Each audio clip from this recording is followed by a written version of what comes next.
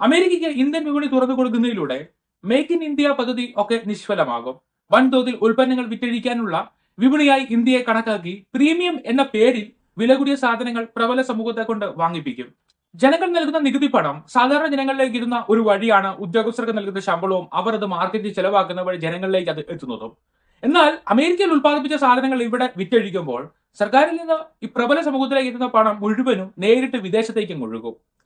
Diary പ്രൊഡക്ട്സും കൃഷി ഉൽപ്പന്നങ്ങളും ഇന്ത്യയിലേക്ക് കയറ്റുമതി ചെയ്യുവാൻ അമേരിക്ക ശ്രമിക്കുന്നത് അവരുടെ സെക്കൻഡ് ഗ്രേഡ് പ്രൊഡക്ട്സ് ഇവിടെ തള്ളാനാണ്. അമേരിക്കയിൽ വലിയ തോതിൽ പാൽ ഉൽപാദനവും കൃഷിയുമുണ്ട്. അവിടുത്തെ സർപ്ലസ് ഇന്ത്യയിലേക്ക് കയറ്റുമതി ചെയ്യാനാണ് ശ്രമം. അതോടെ ഇന്ത്യൻ കർഷകർക്ക് മാർക്കറ്റ് കിട്ടാതെ പോകും. അവർ വിപണിയിൽ എത്തിക്കുന്ന ഉൽപ്പന്നങ്ങൾ വാങ്ങുവാൻ ആളില്ലാതെ പോകും. അമേരിക്കയിൽ നിന്നെത്തുന്ന ഉൽപ്പന്നങ്ങൾ സെക്കൻഡ് ഗ്രേഡ് ആണെന്ന് മനസ്സിലാക്കുവാൻ ഇവിടെയുള്ള ഒരുത്തിനും കഴിയില്ലല്ലോ. ഇതേസമയം ഇന്ത്യയിൽ നിന്ന് ഫസ്റ്റ് ക്വാളിറ്റി ഉൽപ്പന്നങ്ങൾ മാത്രമേ ഇറക്കുമതിക്കായി അമേരിക്ക അനുമതി നൽകുകയുമുള്ളൂ. കേരളത്തിൽ നിന്ന് ചെമ്മീൻ കയറ്റുമതി അമേരിക്കയിലേക്ക് നല്ല രീതിയിൽ നടന്നിരുന്നു.